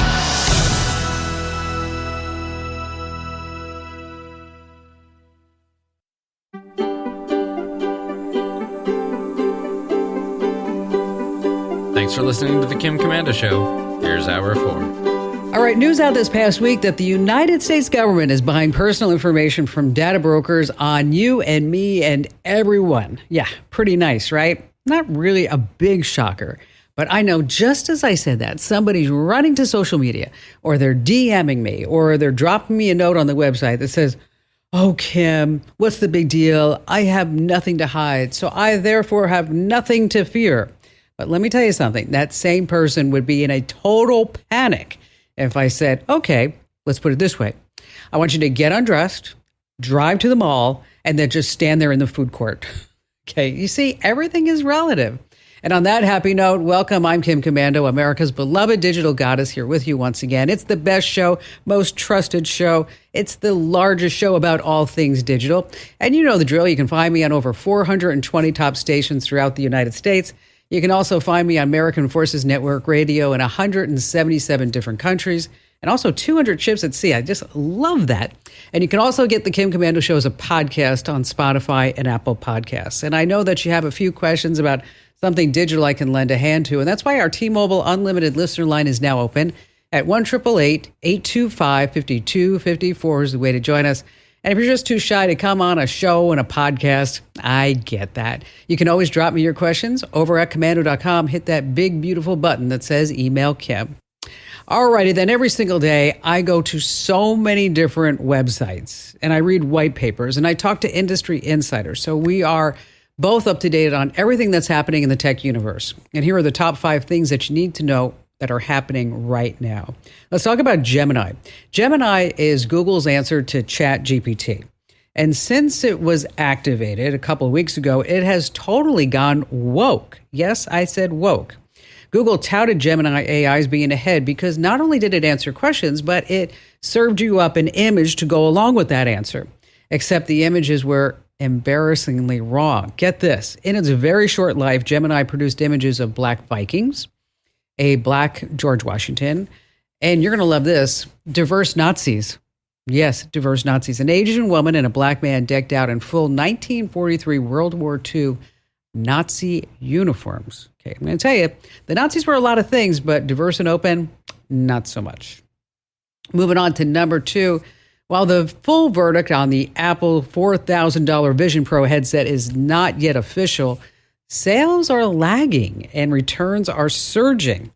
Why? Because you have 14 days to return it, no questions asked. It went on sale the beginning of February. So there was this initial rush to buy it. For many, the 2 weeks are up, which may explain why they're seeing so many returns. Now, buyers say that the headset is clunky and front heavy. It's uncomfortable to wear, even for short periods of time. Others say it gives them headaches. Still others claim eye strain and motion sickness. But moving beyond physical issues, many customers say that the headset just does not do enough, meaning after shelling out $4,000, they expected more. Now, the jury's still out for the Apple Vision Pro, but my advice is wait for the Apple Vision Pro 2. All right, moving on to number 3, privacy is truly dead. When we hear about satellites looking down at us, we think of what? The military, Russia, China, the CIA. But what about spy satellites so good that you can be identified when you're walking around in your backyard? And what if these satellites are suddenly available to anyone, private businesses? Albedo Space, based in Denver, manufactures these very low Earth orbiting satellites that can read a license plate on a car. Its mission statement is to provide commercial and defense customers with on-demand, high-frequency coverage. So what that means is that if your next-door neighbor has enough money, he can buy one too. The price, about $15,000. Since online shopping became America's favorite pastime, coming in at number 4, we have totally become spoiled by the convenience, haven't we? We also like free shipping. So what that means is that we buy everything that we want, and if we don't like it, we just send it all back. Now, one story making the rounds is a woman who bought and returned more than $15,000 in Saks Fifth Avenue clothing. An Urban Outfitters customer bought and returned one outfit a week since high school. Now, Amazon, they're getting ticked off at a lot of returns too. And so what's happening is that these retailers are going to cancel your account. Now, they don't say exactly what you need to do, but the general thought is that if you return 10% of whatever you buy, you're going to get a warning letter from them. And if you keep doing it, they are going to cancel your account. And finally, this coming in at number 5. Oh, TSA PreCheck. They love us. That's right. Smile, you're on the TSA camera. United Airline flyers at both Chicago O'Hare and Los Angeles International Airport, you can now opt for touchless ID. Oh, flying Delta, you can do this at Chicago O'Hare too. No more digging around through your bag looking for your ID, your boarding pass. So for those in the know with PreCheck, here's what's going to happen. A quick facial scan while checking your bags and zipping through that PreCheck lane is all it takes to confirm your identity. That's it. And if you don't want to do it, you don't have to. It's all voluntary. Speaking of PreCheck, by the way, a photon, I don't know if you heard about this, a photon is going through airport security. And the TSA agent says, hey, do you have any luggage? And the photon says, nope, I'm traveling light. Yes. All right. How about we start with Frank in Chicago, Illinois. Hi there, Frank. So I've got numerous Gmail accounts. I own some buildings, so I have one for each building, and some personal accounts, and then for like store accounts and things like that. Well, two of the accounts are constantly getting bombarded with your storage is almost full. We're going to stop allowing you to send and receive emails. And every time I do that, I go to manage storage and I free up some emails I can get rid of and things like that. But I haven't been able to move. I mean, they've got pictures from family trips in there and some videos. And I've been using, like I've got an iPhone. So some of my photos are in the iPhone process, and then some of them are in Google, and I've used Google Photos, which was supposed to be unlimited forever, and now, of course, that's changed. So everyone's charging you for storage and things like that. Yeah. So on the iPhones, what I've done is we've combined to a family account, so then my wife and I can upload our things into the cloud on the iPhone. But I'm having the problem with Google, and I was wondering if there's something I can do to make sure I can get all the things I need. Or, in fact, I went on one of your newsletters, talked about a device, a data cable that would allow me to move some things over off of my phone. Sure. And I'm not even, I'm really pretty active, and it's hard for me to sit down in front of the computer and really move things around. And I know I've got to do that, but I know it's it's a total, when you're running your own business, which you are, and you've got all these things that you're juggling, it's a total time suck to sit there and say, I need to move some photos and videos. And you're like, oh my God, I got to deal with a tenant first. Okay. I mean, Where's my priorities? Yeah, his outlets don't work. I've got to get over there and make sure he's got outlets that work. Yes. So here's one of the things that I would initially was just crossing my mind as you were talking, Frank, is I would want you to just make sure that you are not backing up those iPhone photos into that Google account. Because that's a really easy mistake to make. And I can send you ways to check that. Because this also happened to my husband, and he was running out of storage, and then it turned out that he was backing up his photos onto his Google Drive, and I'm like, oh my God, this is what the whole thing is. You get 15 gigs for free, as you know, okay? Right. And then 100 gigs, it's not expensive. It's $2 a month. I mean, it's not a big deal. But being under that Apple plan is a good thing, because this way you guys can share storage and you can share a lot of things, as far as movies and videos and apps and games. And I don't know if you've tapped into the Apple News app, but that's also something that I'm finding that is really, pretty cool to look at every single day. So, there's no magical way that I can just wave my hand and say, Frank, the gods are upon you. We are going to clean out your photos and everything there, and just everything's lovely. What I have found is that when you're sitting there, again, because we're both so busy during the day, when I'm sitting there, and let's say my husband is watching something that I'm just not interested in, okay, is I pull out my phone and I start looking at the settings, and I really start looking at on your iPhone, it will give you a duplicates folder now. And so you may find that you've got 3,000 duplicates. That's what I had in my duplicates folder, by the way. It's so you might find that, you start going through and you start removing the video files. If you've ever downloaded an Apple TV movie or downloaded a movie off of YouTube, that sucker's going to take up a lot of storage. But it might be worth for you until you have a chance to clean all this up, just so that you're not getting this annoying message every time you turn around. Again, it's $2 a month, right? I mean, how much is a coffee at Starbucks? It's like, and that's so, it's like $10. I don't call it Starbucks. I call it $10 because every time I go in there, it's going to be at least $10, right? So it's $2 a month. So at that point, it's worth your time, your effort, your sanity, the lack of time, I guess you'd say, and the desire. Because the last thing you want to do when you're trying to relax at night is to try to figure out why you're getting this stupid out of storage message. And you said like you've used the Google Storage Manager. That's great. But I'm going to go back to my original hypothesis, which is I think you're backing up that iPhone photos and videos to the Google Drive, and that's where that's coming in. Now, I'm not saying that to be the case. Don't know it because I'm not there, but that's where I would check. And then if that's not the case, you can also get rid of all your duplicates on your Google Photos as well. If that's not the case, then you're just using the space and you just need to pay that $2 and just got to give Google $2 more a month out of your life, which isn't a bad deal.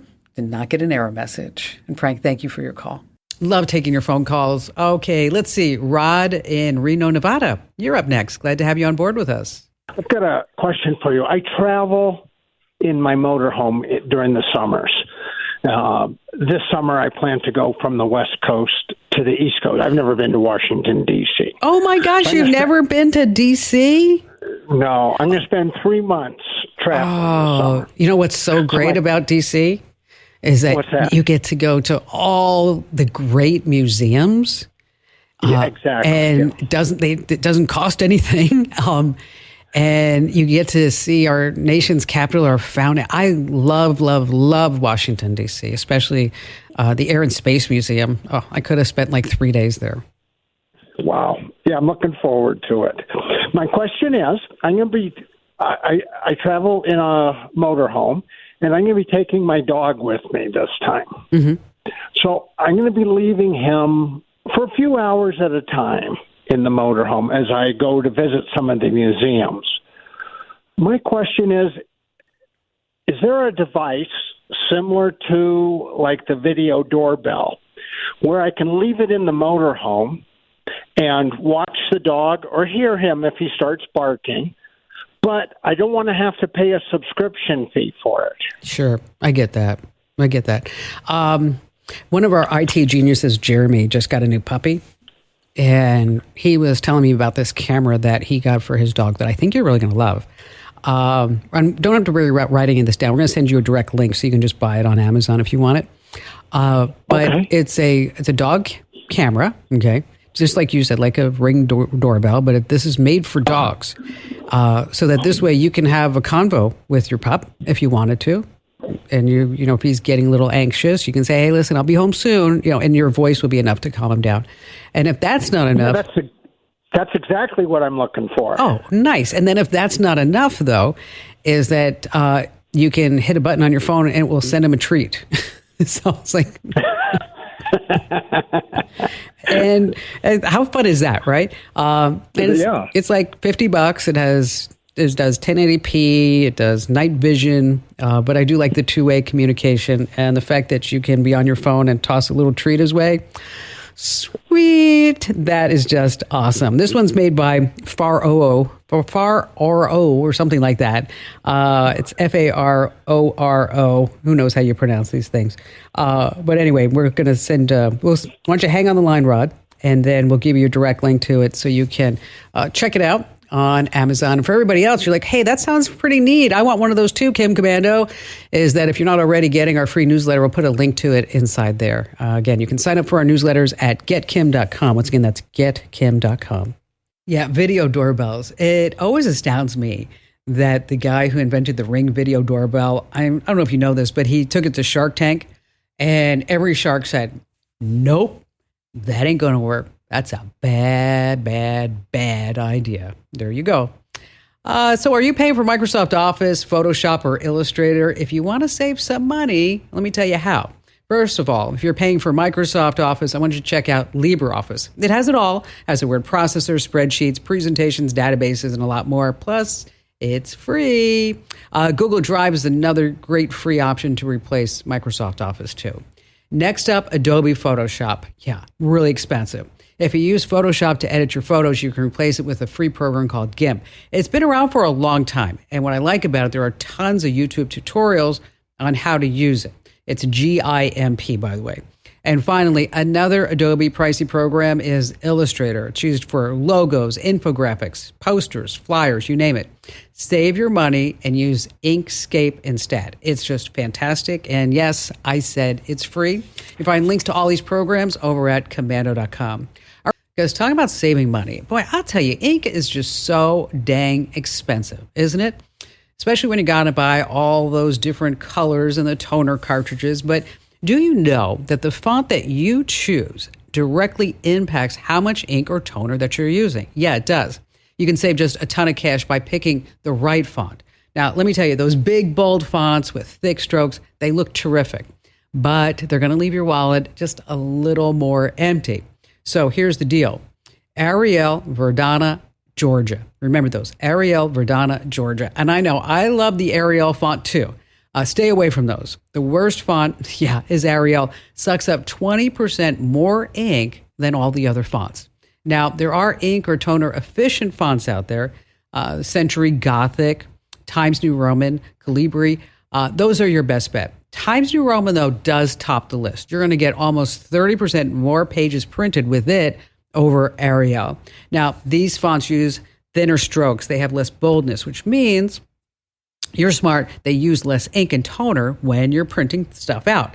So if you really want to save on printing, use smaller size fonts too. So you're going to have Times New Roman at 10 or lower points. I know then you'll be like, Kim, but I can't read it. Okay, I know. That's always an issue. We'll solve that on another day. All right, back to the phones we go with Greg in Bangor, Maine. Hi there, Greg. Well, I've got a cabin up here, Kim, deep in the woods of Maine, and I'd like to get cable or internet service there for only about 5 months in the summer. Okay. There is one cable company through there now, but they are extremely expensive and cumbersome to deal with. And, I don't want to put anything on seasonal suspension, get all these boxes and stuff into there. Is there a way I can just, watch local TV and get an internet service out there for 4 or 5 months? How much were you spending with Spectrum? About $200 a month. Yeah, that gets pretty pricey, doesn't it? It does. It is. It really is. All right. How's your cell phone coverage? It's pretty good there. All right. Okay. What you can do is you can create your own Wi-Fi network and see if it has hotspot capabilities. It probably does. You can use your phone as a Wi-Fi router. But the only thing I want you to make sure is that look at the data plan and make sure that whatever you are going to be doing, that you're not going to go over. And you can set up some type of alerts. And as far as the local TV, is that you can put up an outdoor antenna and then you can get your local channels that way for free. I mean, is it cable? No. But, keep in mind, too, that if you have a good mobile hotspot and if you're not going to be going over, is that streaming services like YouTube TV or Hulu Plus Live TV and Sling TV, it will give you access to all the local channels without the need for a quote-unquote cable service. So, and so you can put up a digital antenna. And we've got links to a lot of antennas and how you can also just type in your zip code. And that will tell you what channels might be available to you based on that zip code. Or you can look at streaming services. Now, let's say that you're sitting there and you're going like, oh, gosh, darn it. This cell phone connection, mobile hotspot only lets me watch, half of Succession before it just dies. Okay. Or whatever you're trying to watch. That's when you want to look at other options. That's where you want to look at Starlink, for example. Starlink gives you high speeds, has a low latency. It's a great option for streaming. It's about $600 for the box and the gear, and then about $110 a month. Now, you can cancel it altogether when you're not there. But what happens if you cancel it is that if it's a limited amount of people that they have able to service in that area, and you cancel it, and guess what? I'm living next door, and I'm like, oh, well, Greg dropped off. I can get on. Okay, then I get on, and then you come back and you say, Kim, I'm ready to hop on. I'm like, sorry, Greg, took your spot. Okay. That probably wouldn't work. So that would be a bit of a downer for that. So it sounds like your best connection is to go to your cell provider and see what kind of plan that you can come up with. And a lot of these hotspots, by the way, they include as a perk some streaming services. So you might want to see what's included with it. So again, you want to get like YouTube TV, Hulu plus Live TV, or Sling TV. And if none of those work, then you're looking at a digital antenna, which might be good because then you're not looking at using your data plan as well. And if you want, just search over at commando.com for outdoor antenna. And in those articles, we always put the link on where you can type in your zip code, and then you can see which channels that are going to be available to you based on your area, because it has to do like how far you are from the towers and the curvature of the earth. No, just kidding. Trees, mountains, hieroglyphics. I know it's not that nebulous. But again, just search for outdoor, indoor antenna over at commando.com. And Greg, thank you for your call. Oh, speaking of cabins and the internet, it reminds me of a bad joke. It does. Are you ready? How does a cabin get on the internet? How does a cabin get on the internet? Think about that. Know the answer? Ready? It logs in. Oh, yeah, baby. All right, so picture this. You're in your favorite coffee shop. You're on the train, a plane, whatever it may be. You just tap it away on your laptop. Pretty harmless, right? No. What you don't realize is that the person right next to you, it just caught a glimpse of your login details. So what you want to do is keep your screen private whenever you're in public. It's called shoulder surfing. With a quick glance through the screen, a nearby stranger can compromise your privacy. It's really effective. Studies find that this kind of hacking is successful. Are you listening? 91% of the time. Whoa. So what you need is a privacy screen filter. These are thin attachable films for your devices that will obscure your screen. So anyone not directly in front of it, the screen will appear dark, keeping sensitive information out of sight. Another thing, maybe face the wall or corner to prevent people from easily looking over your shoulder. All right, Jerry in Vero Beach, Florida. Hi there, Jerry. I had something strange happen to me a while back. I don't know if you're probably familiar with who Glenn Beck is, the television program guy from Blaze TV and all that. Well, Apple had deplatformed his podcast, and they never gave any reason for it. And I'm a big fan of his, and so I've been an Apple user since the mid-'90s, and I've got multiples for my business and my personal life. And I called them up, and I asked them, actually I demanded of them to give me a reason why that they deplatformed him. And they, of course, couldn't answer me. But mysteriously that very same night, my iPhone, which is set for, I do not allow any automatic updates because I run a business. I can't have things, going hinky after an update when some program or something doesn't work right. Well, my phone mysteriously overrode that, did an update, which required me to agree to their new terms of service. And I'm geek enough to read the terms of service. And I got down to page 30-something. Oh, my gosh. And it says that they have the right to cancel my service for unexplicable reasons they don't have to give, that they can share my information. They can share any of my intellectual properties on there. It becomes property of theirs. Anything you use on theirs is theirs. You have no say-so. And I wasn't willing to agree to that, so I refused to upgrade on that.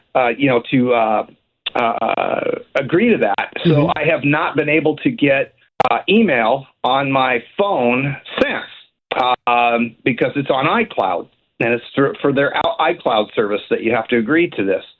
And so I just, and I've heard that the communist Chinese are demanding this of Google and everybody else. And I just wanted to get your take on this newfound phenomenon of lack of privacy, of that's going on in the world today. Boy, I'll tell you, it's hardly new, Jerry. Okay, it's I was reading a report this morning that said if you wanted to read every terms of service that you use for an entire month, the average American, how many hours do you think you're going to give up every month to read the terms of service? Oh, no doubt. Yeah. And just note, throw out a number. You're smart. Throw out a number. I wouldn't even be able to. It would be probably over 48 hours in a month. Probably. You know what? You are smack on. I knew you were smart. It's 47 hours. Okay. 47 hours. You get a gold star, Jerry, just for knowing that. Unfortunately, we have allowed, as a country, big tech to run rampant on so many different levels with these buried terms of service and these legal agreements. And they give us a lot of stuff for free, but in return for that free, we are paying with our privacy. We're paying with our data. We're paying with our rights. And if you don't agree to the terms of service, then you don't get to use the products, right? I mean, it's just that simple. Right. Okay. And nobody really ever reads terms of service. And I'll tell you, I'm guilty of it too. I am. I used to read them, but then it's like, well, what am I going to do? This is kind of where I'm at. And in order for me to run a business, to have an iPhone, in order to use Google Drive and Google Docs and, and all this other stuff, we're going to pay a certain amount because we're a business. But as a country, even exhibited by half of Americans are spending most of their day on TikTok, right? I mean, you want to talk about something that's invasive. Yeah. I mean, that TikTok app goes straight back to communist China.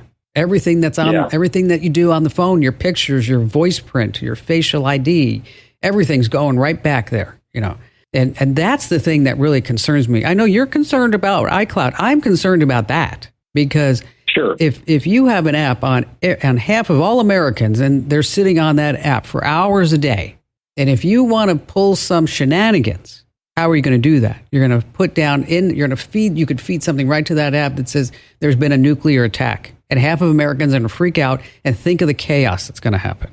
Yeah, exactly. Okay. And we just had 42 attorneys general finally say the other day that Facebook and Instagram are creating algorithms that keep our children hooked onto their platforms by showing them likes.